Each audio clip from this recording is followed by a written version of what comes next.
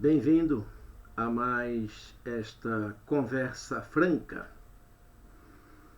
E eu recebi por esses dias um vídeo que o título era "O Mapa Mundi está errado".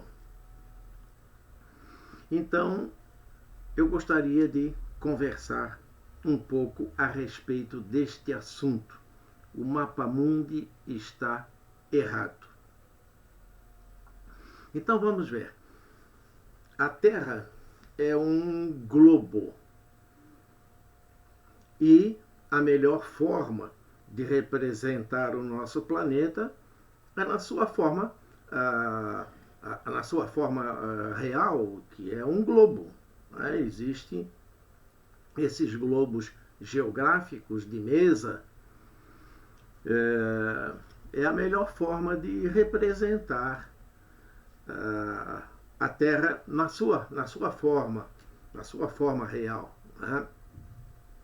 Agora, um globo, ele não é muito confortável para a gente manusear, até transportar também. Imagine a criança que vai para a escola ter que levar um globo, não é? Um atlas, um mapa, ele coloca dentro da bolsa, dentro do caderno, dentro da pasta e leva com facilidade.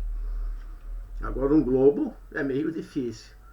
Quer dizer, um globo também não permite uma visão de toda a Terra ao mesmo tempo, como os mapas permitem, porque se nós olhamos um globo, uma face nós estamos vendo, mas tem a outra face que fica escondida, então não dá de ver tudo ao mesmo tempo. Agora, um mapa já permite esse tipo de coisa. Um globo, por exemplo, não permite tirar cópias, não é? Um mapa, com facilidade, a gente tira cópias. Fazer medidas, por exemplo, pegar uma régua, botar ali no globo. Então, o globo não é assim tão fácil de lidar com ele. É bonito, mostra a Terra na sua forma real, mas tem uma série de dificuldades, uma série de questões aí que tornam o globo muito desvantajoso em relação aos mapas. Um globo, para que ele fique num tamanho razoável, que possa caber numa mesa, que a gente possa olhar com facilidade, ele tem que ser pequeno, né? Não pode ser uma coisa enorme. Então, a escala também é muito pequena. Aí vai haver, é claro, muita redução de todas as terras, muitas generalizações e poucas informações. E, além de tudo, também um globo, ele sai muito caro, né? Para fazer um globo sai muito caro.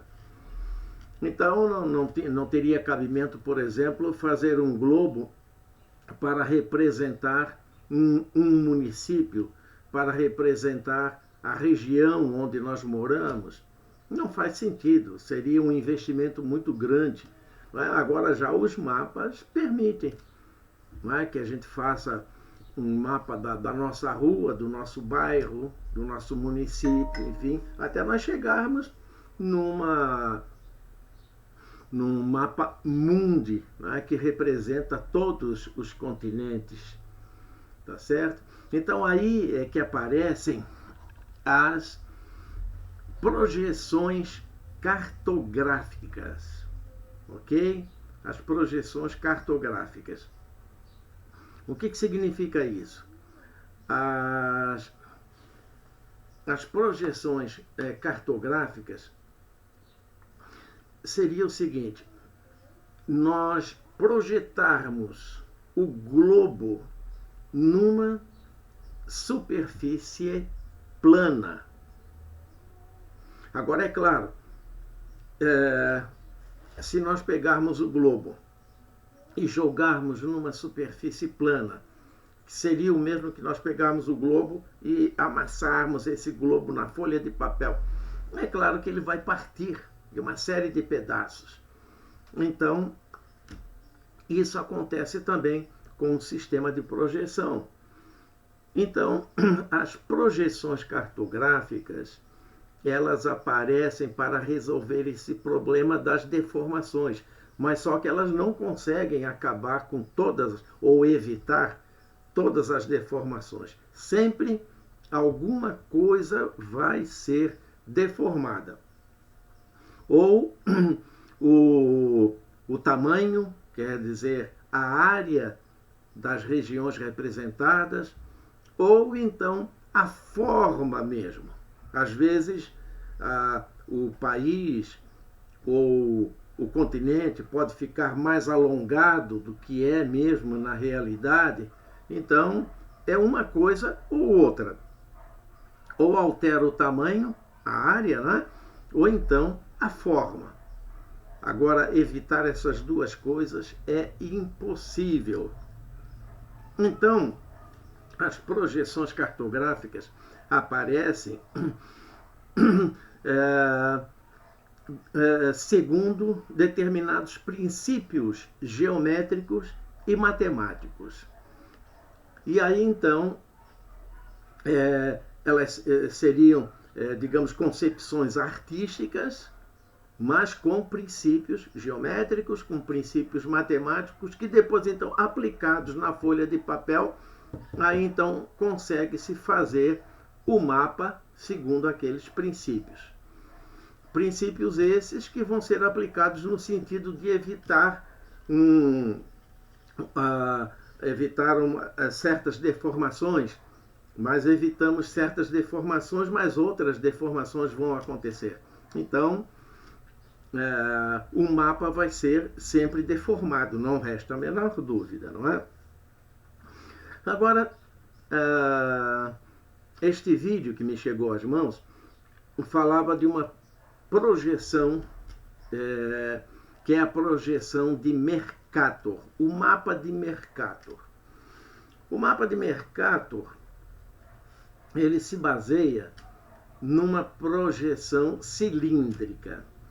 Mercator, ele foi um matemático, geógrafo, cartógrafo. Foi ele, inclusive, que criou a palavra Atlas. Ele nasceu na Bélgica em 1512, faleceu em 1594, Gerard Mercator.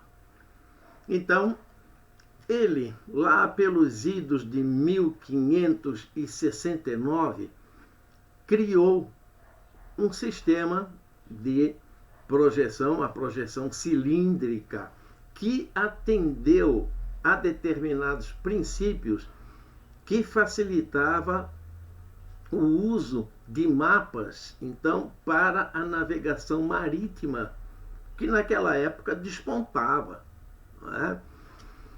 1500 e pouco, então, quando os europeus estavam se lançando pelos oceanos, pelos mares, para chegar a novas terras, explorar novas terras, então, Mercator, ele se tornou famoso com esse tipo de projeção, que facilitava o traçado das rotas dos navios. Então, essa projeção atendeu muito bem à questão da navegação marítima.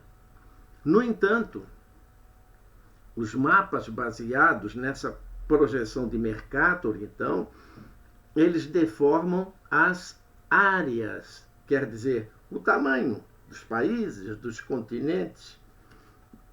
E isso favoreceu o destaque que é dado ao hemisfério norte. Procure reparar que o hemisfério norte, países, continentes, eles ficam muito maior do que eles na realidade são. Vamos ver um exemplo que eu vou dar com a América do Sul, e a Groenlândia. Se você olhar aí nesse desenho, nós vamos ver o tamanho real da América do Sul e da Groenlândia. A Groenlândia é 8 vezes menor que a América do Sul. Aparece aí neste mapa. Ou nessa configuração aí, nesse desenho que eu estou mostrando.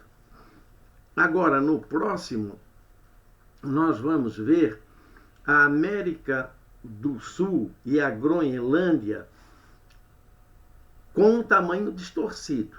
A América do Sul, digamos, no seu tamanho real, e a Groenlândia. Vejam como a Groenlândia é grande, não é? Até um pouco maior que a América do Sul.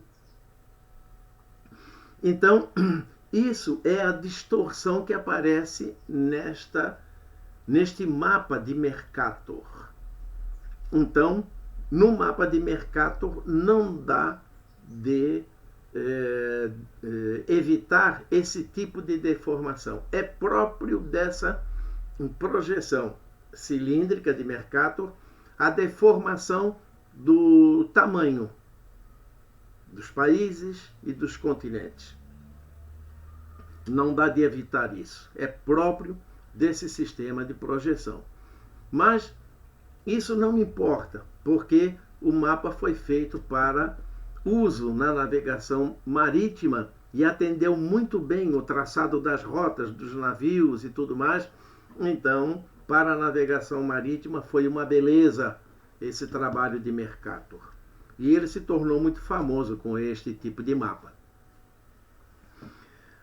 Então, o que é que nós percebemos primeiro num mapa? É o tamanho, né? A primeira coisa que chama a atenção num mapa mundi é o tamanho das terras, dos países, dos continentes. E esse mapa começou a ser muito usado nos atlas escolares, nos mapas murais das escolas também. Enfim, se tornou muito popular. Mas ele não é o único. Existem muitos outros mapas mundi também, mas esse se tornou muito popular. Ele não é o único. Agora acontece o seguinte. Lá em 1800 e pouco, na verdade, em 1885, nós tivemos um cidadão chamado James Gall, nascido na Escócia, 1808 até 1894, quando ele faleceu. Ele era cartógrafo e depois então ele se tornou um reverendo de uma igreja independente. Mas quando ele atuava mais na cartografia, no ano de 1885, ele criou uma projeção cartográfica. Uma projeção cartográfica que fazia o seguinte: mantinha o tamanho real dos países, dos continentes. Então, mas essa projeção não fez muito sucesso. Ela só foi retomada em 1973, portanto 88 anos depois dela ter sido criada, não é? Ela foi retomada por um historiador alemão chamado Arno Peters. Aí este mapa começou a ganhar popularidade. Tanto é que hoje em dia já é bastante usado. Este mapa, baseado na projeção de Gall, ele eu vejo muito ele sendo chamado de mapa de Peters ou projeção de Peters, mas na verdade é melhor que se chame o mapa de Gall e Peters, ou simplesmente projeção de Gall Peters. Porque foi realmente o Gall que criou muitos anos antes, só que não se tornou popular.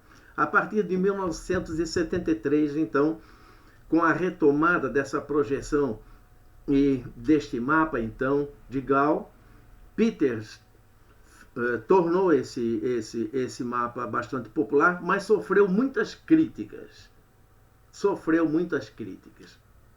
Houve muitos debates por questões geopolíticas. Por quê? Porque este mapa de Gall Peters mostra o tamanho real dos países e dos continentes. Então, tirando aquele destaque ilusório que era dado pelo mapa de Mercator, porque o Mercator destacava muito o tamanho dos países e continentes do hemisfério norte. E esse mapa de Gall Peters tirou, né, esse destaque do hemisfério norte e tornou os países todos de acordo com o seu tamanho real, né? Essa projeção é até dita por alguns como um mapa terceiro mundista, quer dizer, um mapa que destacou o terceiro mundo, porque ele deu um realce maior para as nações que historicamente elas fazem parte do mundo mais pobre, né? A parte mais pobre do mundo, o terceiro mundo, digamos, no hemisfério sul. E tornou todos iguais. Até o Arno Peters, ele batizou essa projeção de mapa para um mundo mais solidário. Eu diria até um mapa para um mundo mais igualitário, né? Porque, na verdade, deu destaque para o hemisfério sul, deu destaque para os países chamados do terceiro mundo, os países mais pobres aqui do hemisfério sul. Então tornou todos iguais, digamos, não é? Como são na realidade. Então o pessoal, principalmente do hemisfério norte, né, eles se sentiram com essa mudança. Foram relegados a um segundo plano, digamos assim, o contrário da projeção de Mercator. Neste mapa de Gall Peters, fica muito notório o achatamento do continente europeu e o alongamento do continente africano. Porque, na verdade, a África é um continente muito, mas muito grande. Então, tirou aquele destaque do continente europeu, da América do Norte, né, da Ásia, tá certo? Então, é um mapa que eu recomendaria até para que as pessoas olhem com mais frequência esse tipo de mapa, o mapa de Gall Peters, para tirar um pouco aquela ideia do mapa de Mercator, não é? Para a gente entender como, na verdade, os países e continentes são de acordo com seu tamanho. Só que essa projeção, ela alonga um pouco os países e continentes no sentido norte e sul, né? E achata um pouquinho no sentido leste e oeste. Mas aí tudo bem, nenhuma projeção consegue eliminar essas deformações. Alguma deformação vai haver. Mas essa projeção, então, de Gall Peters, eu bato nessa tecla novamente, ela é uma projeção que mostra países e continentes no seu tamanho real. Ok? Ela é uma projeção cilíndrica também. mas com determinadas variações, né, que conseguiram fugir daquele princípio da projeção de Mercator. Agora, há outras concepções cartográficas, como uma projeção cônica. Então, colocar a Terra dentro de um cone, projetar os continentes e países dentro desse cone, depois você corta o cone e abre. Então vai surgir um mapa cônico, uma projeção cônica, não é? É um princípio, claro, né? Eu estou falando do princípio cartográfico, o princípio geométrico de obtenção da projeção. Mas isso tudo é feito com base na geometria e na matemática. Existe também, são muitos os tipos de projeções. Uma delas, a projeção azimutal, que eu estou mostrando aí também neste desenho, em que seria colocar um plano, como se fosse uma folha de papel, encostada no globo, e aí então vamos projetar neste papel aquela parte do globo. Claro que não dá de representar a outra parte, né? Seria apenas um pedaço, apenas uma face do globo. Então essa já é uma projeção que não dá de pegar todo o globo como uma projeção cilíndrica, não é? Tá? Um outro detalhe a respeito da projeção cilíndrica, a projeção de Mercator. Quanto mais a gente vai se afastando da linha do Equador na direção dos polos, tanto norte como sul, as deformações vão sendo cada vez maiores.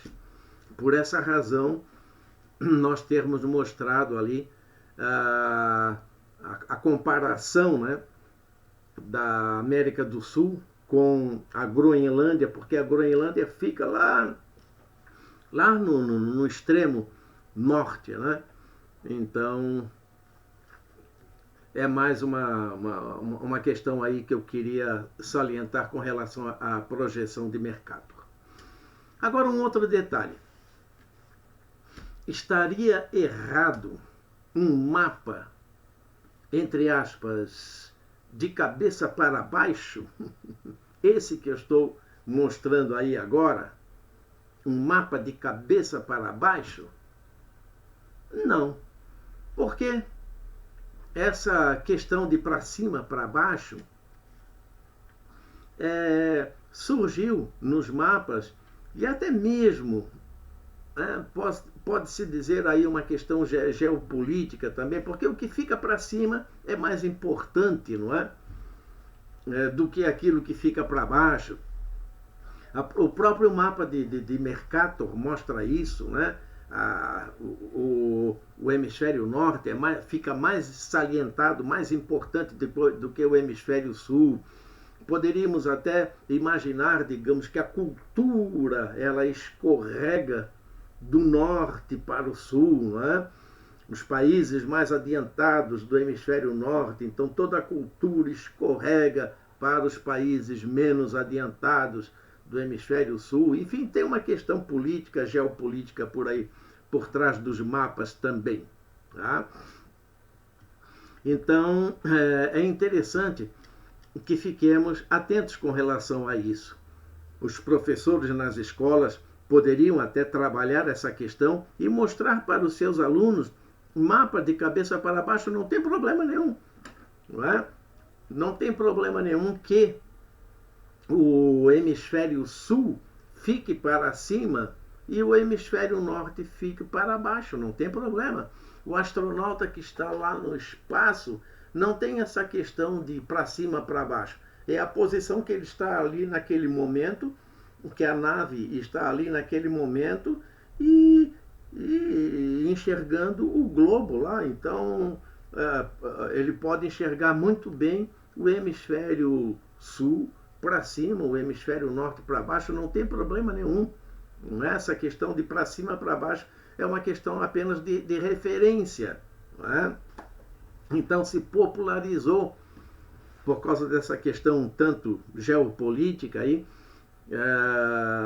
essa ideia, não é, do norte para cima, sul para baixo. Mas não há problema nenhum que se represente mapas dessa forma como eu estou mostrando aí, não é, com o hemisfério sul para cima e o hemisfério norte para baixo. Não tem problema nenhum. Então era isso que eu queria trazer aqui para todos nós, nesta nossa conversa franca. E vou aproveitar então para apresentar a vocês este livro que aí está, que é um livro de minha autoria, que eu fui professor na Universidade Federal de Santa Catarina, em que eu dei aulas de astronomia e de cartografia também. Então, este livro é de minha autoria e é só entrar em contato com a editora da Universidade Federal de Santa Catarina, que o livro é editado por essa editora. Ok, minha gente? Então, muito obrigado por estarem presentes, né, em mais esta nossa conversa franca. Um grande abraço, tudo de bom e até uma próxima conversa franca. Tchau, tchau, tchau.